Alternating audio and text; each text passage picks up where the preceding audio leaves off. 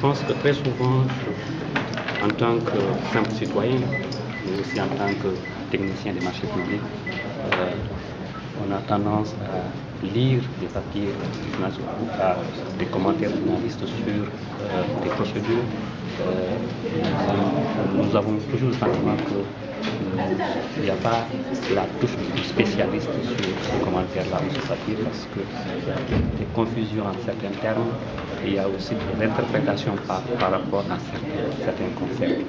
Et de ce point de vue, je prends comme exemple simplement toujours les unes concernant des ententes directes qui sont conclues, qu'on appelle pompeusement créateurs, qui sont conclues par des autorités compétentes, souvent à bon droit, et qui peut-être sont mis à la vue et avec des commentaires qui ne sont pas favorables. Je pense que sur ce point, vraiment, nous avions intérêt à accorder nos violons, à avoir le même langage et à dire la même chose et à permettre donc une bonne compréhension de ce qui se passe dans la sphère des marchés publics.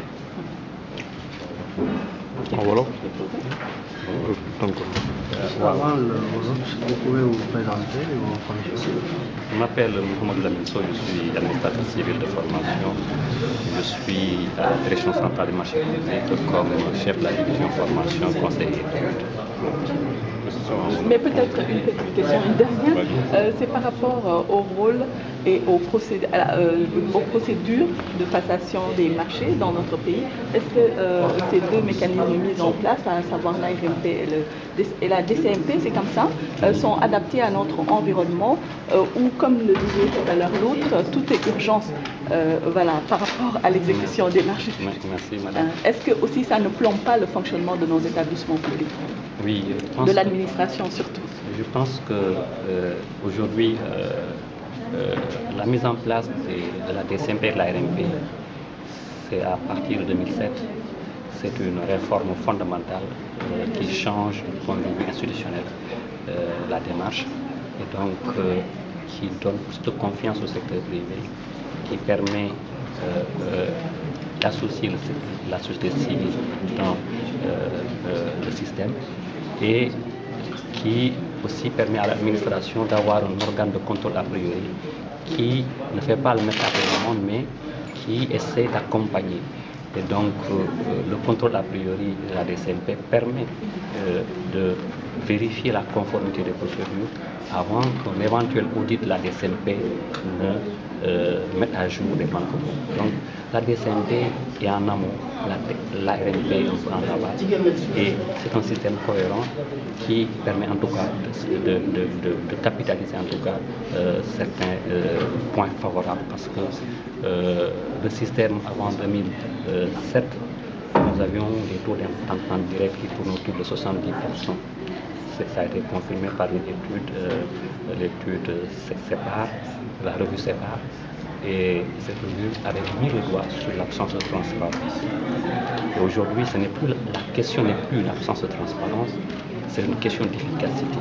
L'efficacité, c'est maintenant, parce que nous avons atteint un degré de transparence et ça a été confirmé par des évaluations à travers l'OCDE, le système de l'OCDE, les évaluations de la Banque mondiale à travers l'UCS, le Youth of Country System.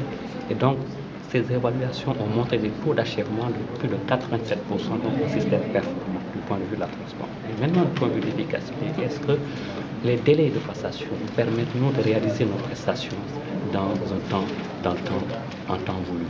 Et cela, c'est un contre de la transparence. Maintenant, les efforts doivent être faits dans ce sens-là. Il y a des délais réglementaires qui sont incompressibles, mais il y a des délais de performance. Lorsqu'on demande à la commission de marché d'évaluer un marché dans les 15 jours, elle peut évaluer dans 5 jours pour faire preuve de performance. Mais si elle reste pendant un mois pour évaluer le marché, elle a tardé et ça impacte sur les délais. Si on demande à une autorité d'approbation d'évaluer dans 30 jours, c'est trop long pour l'approbation. Donc, on peut pouvoir réduire cela.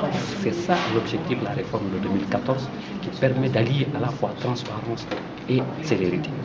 Et on a essayé de réduire autant que possible les délais en agissant sur les seuils, en agissant sur certains délais, en agissant sur le contrôle a priori. pour permettre de dégager la TCMP de l'emprise du contrôle a priori, de pouvoir libérer quelques espaces pour nous permettre de jouer un rôle d'appui conseil. Et donc cela, je pense que notre système a évolué. Les audits le prouvent.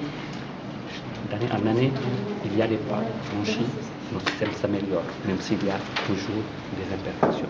Mais en tout cas, du point de vue de l'évaluation, nous pensons que nous sommes dans la bonne direction et qu'il faut continuer en ce sens, mais en accélérant la cadence.